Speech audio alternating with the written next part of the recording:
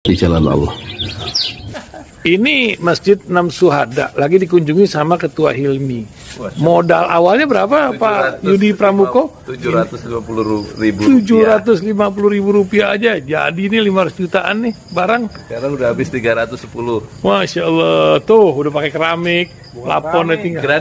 Granit tuh kayak marmer. Tuh, Masya Allah nih, sampai juga kita ke sini. Masjid Enam Syuhada, ngapa namanya Masjid Enam Syuhada, Ya, Pak Yudi? kita mau mendokumentasikan perjuangan dakwah nama anak muda pengawal Habib Rizik Syihab itu. Masya Allah. Yang dibunuh sama orang jahat di kilometer 50. Kilometer 50 ya. Itu kan simbol memperjuangkan dakwah itu kita harus memberikan segalanya untuk Islam kan ya. Untuk Masya dakwah Islam. Allah. Dan nama anak muda itulah yang sudah memberikan segalanya untuk Islam. Masya Allah. Apa nanti nama pemuda itu ada juga di sini mungkin diterapkan? Mungkin namanya 6 syuhada. 6 syuhada Iya, itu, 6 syuhada dipasang di sini, 6 syuhada. Beb Ali, apa yang dikomentarin dari ini semua, Beb Ali? Masya Allah, luar biasa. Dari uang 700.000, kalau pengen ternyata bisa. Bisa. Allah kirim. Tuh, bisa. Ya, dengan Masya. dengan masuk satu gang kecil, tapi Bapak ini luar biasa. Kecil tuh. Oh, Masya Allah ya. Satu call aja. Masya Allah. Perjuangan Pak Yudi Pramuko, YouTuber sejagat paling tua. Tertua di semesta. Tertua di semesta. Masya Allah. Tukang donat. Tukang donat. Tukang donat dari Paru. Ini saya laporkan dari lapangan ini, langsung dari Masjid Enam Syuhada. Masya Allah. Dan ini dia. Dalam lihat ah. Tuh lihat tuh masjidnya, tuh imamnya di situ tuh. Malam-malam lagi kita. Masya Allah. Masih kurang nih. Atapnya katanya transfer aja. Assalamualaikum warahmatullahi wabarakatuh. Saya Yudi Pramuko, tukang donat dari Parung, YouTuber tertua di semesta. Alhamdulillah, wassalatu wassalamu ala rasulillah. Moga-moga seluruh penonton pesantren Ojo Lali dapat mendapat perlindungan dari Allah ya. Allahu waliyuna fid dunya wal akhirah. Allah itu pelindung kita dalam kehidupan dunia yang fana, yang sementara, mengarungi al hayatul faniyah, kehidupan yang sementara, menuju ya, al hayatul baqiyah, kehidupan yang kekal abadi, yang kita nanti tidak mati-mati lagi. Dan kita berharap penonton juga, kita doakan semua tetap mendapatkan perlindungan dalam kehidupan akhirat yang kekal abadi itu. Dan tetap sehat ya, moga-moga tetap sehat, dan gunakan kesehatan itu untuk beriman dan beramal soleh. Jangan dibuang-buang peluang sehat dan peluang kehidupan masih nafas untuk beriman dan beramal soleh ya. Kita sekarang membahas yang lagi viral tentang hipotesa Profesor Dr. Denny Indrayana. Hipotesa itu maksudnya dugaan. Denny bahwa sebentar lagi Anies Baswedan itu akan menjadi tersangka karena dia dapat bocoran informasi yang bisa dipercaya dari salah satu anggota DPR yang bisa dipercaya, karena KPK sudah melakukan gelar perkara sampai 19 kali dan semua komisioner KPK sepakat untuk menjadikan Anies Baswedan menjadi tersangka. Ini satu berita yang menggemparkan ya di jagat politik Indonesia modern kita ya, dan tentu saja ditanggapi oleh secara beragam menurut KPK, yaitu siapa itu KPK itu Gufron ya, itu dia tentu komentarnya sangat normatif ya, karena KPK tidak bekerja berdasarkan opini tapi berdasarkan hukum, berdasarkan alat bukti.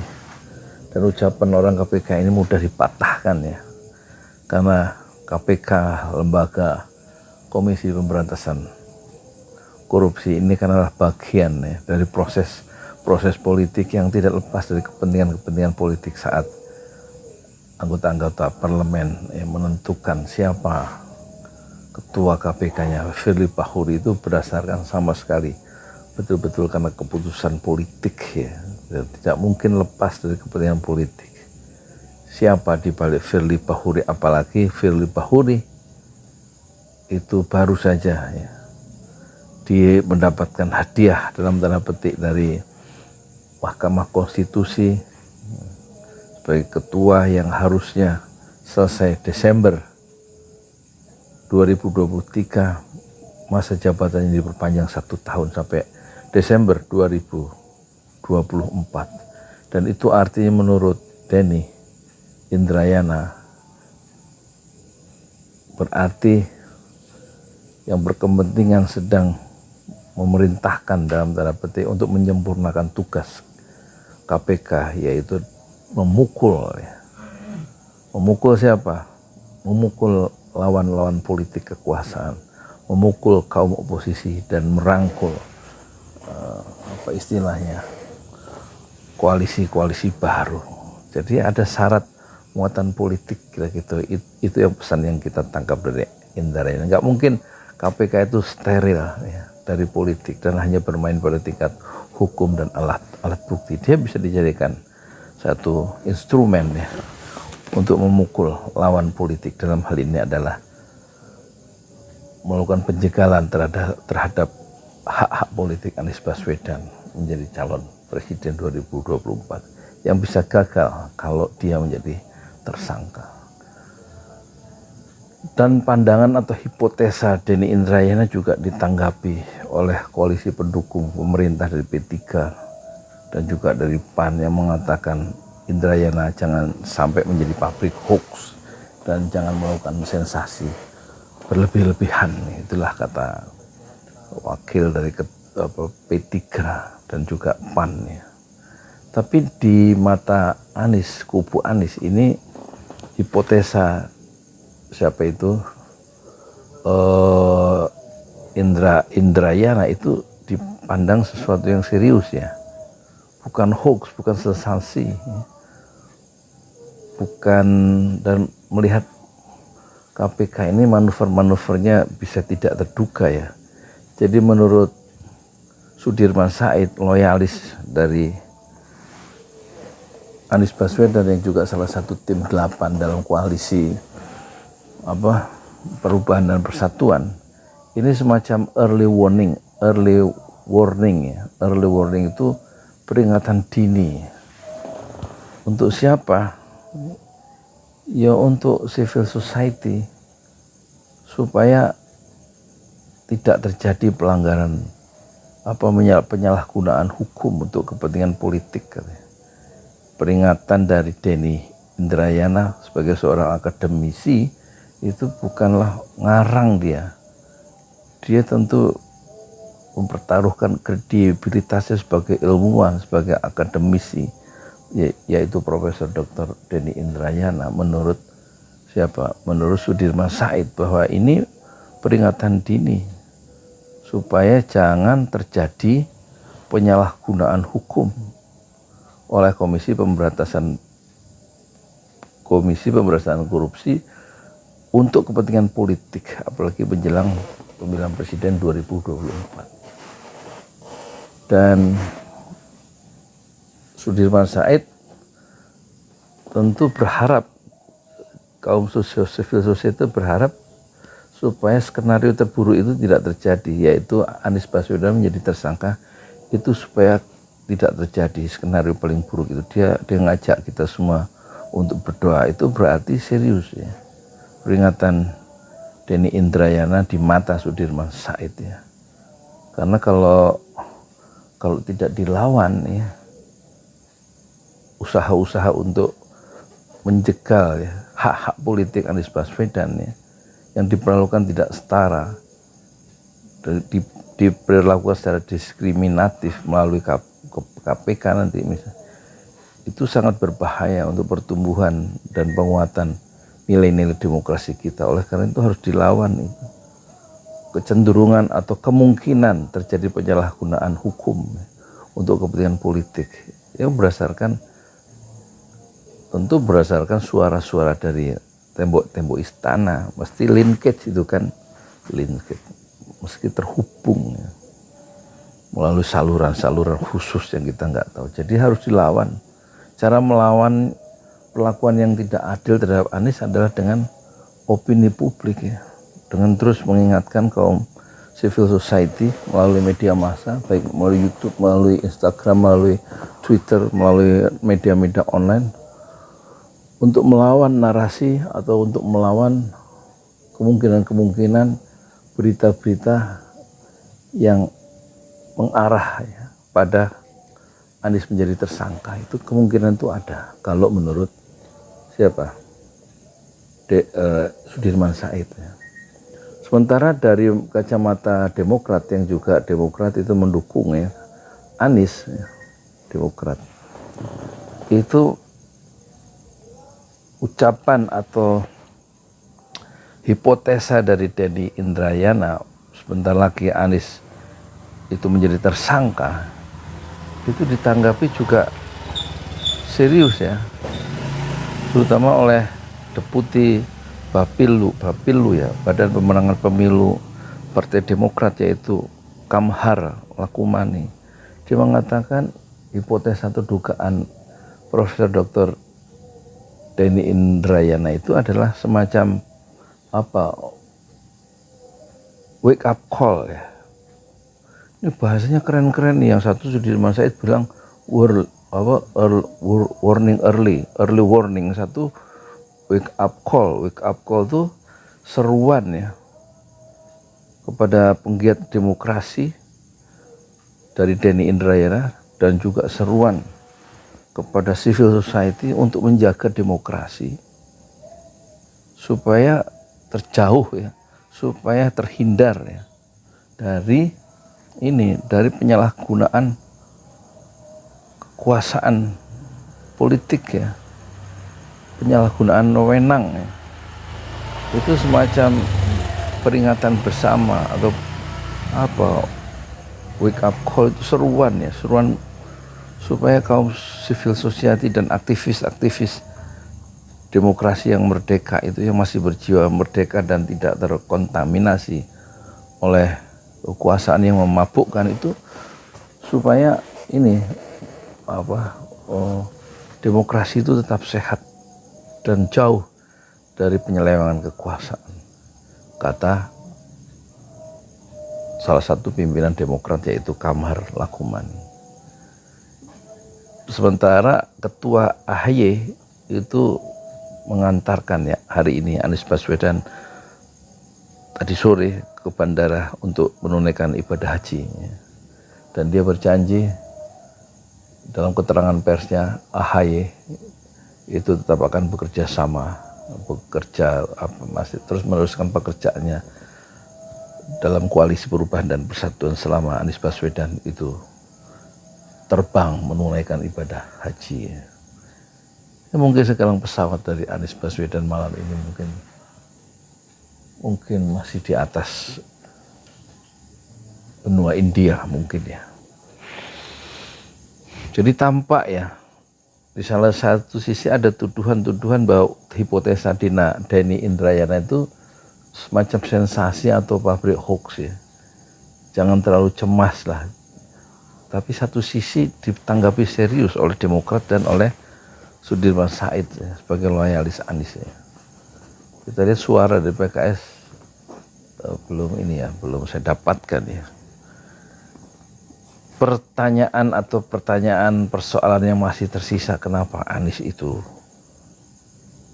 kok berusaha untuk tidak diberikan ruang-ruang yang setara untuk kompetisi dalam calon presiden ya, atau pemilihan kontestasi calon presiden atau presiden 2024 ya. Kita lihat memang ungkapan Yusuf Wanandi itu, dia menginginkan kalau bisa cuma 2 calon. Yang dia maksud 2 calon adalah Ganjar Pranowo dan Prabowo. Dua-duanya tentu adalah pendukung-pendukung oligarki yang sah dan meyakinkan. Sementara Anies adalah antitesa atau anti oligarki dalam pengertian yang kita ketahui bersama-sama ya. Jadi dia berarti secara tersirat Yusuf Wanandi yang adalah corong atau semacam toa pengeras suara dari kepentingan oligar, itu tentu saja bagaimana caranya menyingkirkan Anies Baswedan ya. Jadi satu perlakuan yang tidak fair karena tidak memperlakukan secara setara kepada 3 calon pasangan untuk sama-sama bertarung di panggung pemilihan presiden 2024. Jadi pertanyaannya kenapa Anies itu dikuyo-kuyo ya.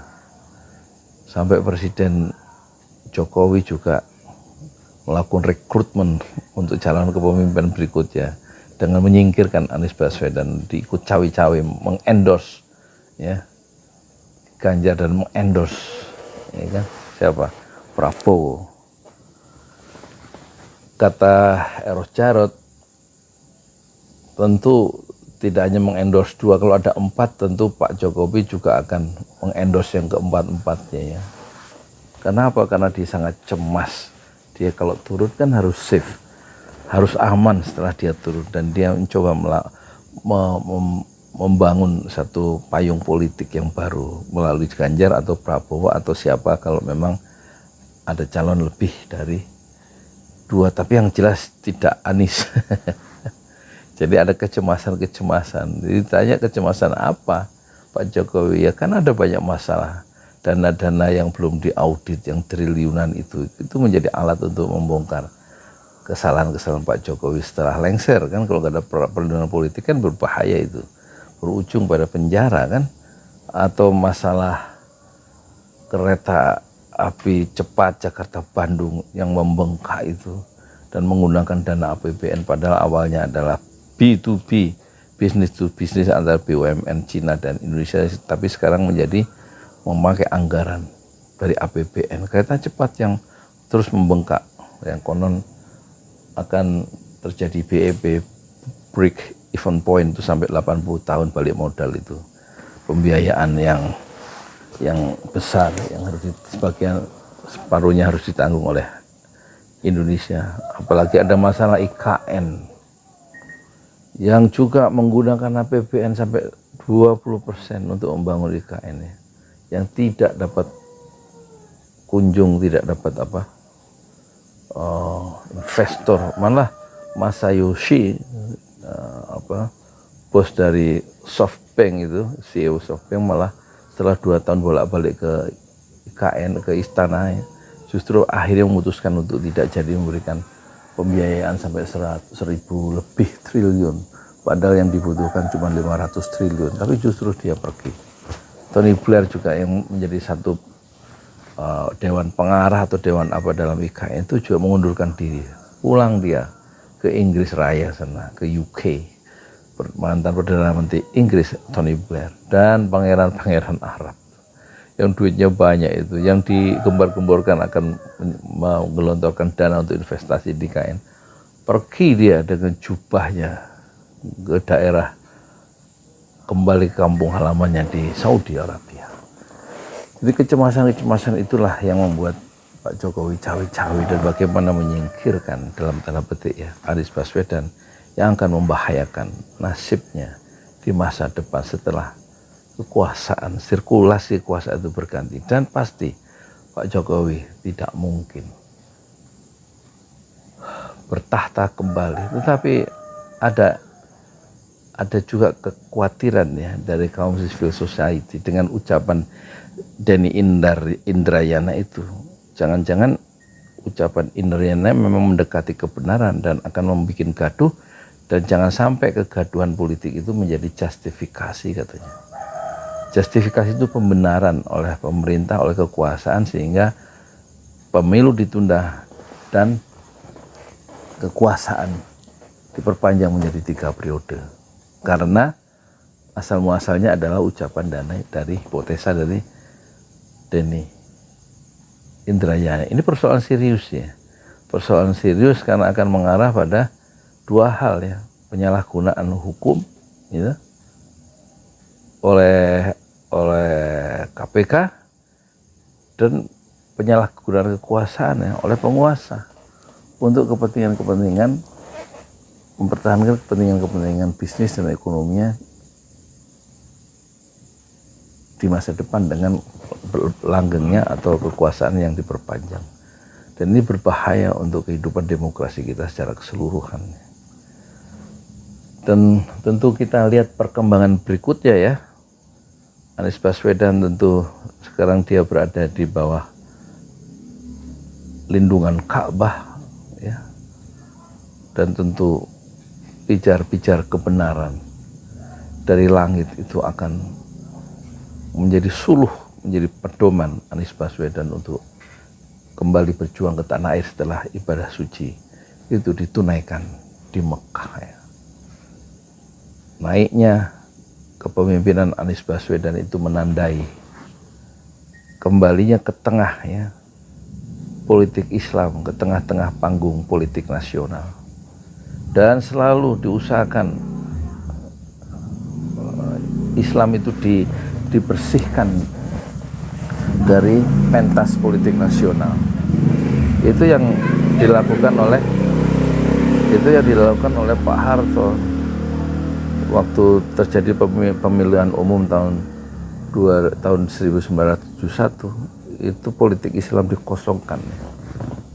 Islam dikosongkan dari dari pentas nasional dengan cara melarang 3.000 tokoh-tokoh bekas partai Islam terbesar di era kemerdekaan yaitu Masyumi diharamkan untuk ikut pemilu tahun 71 ya.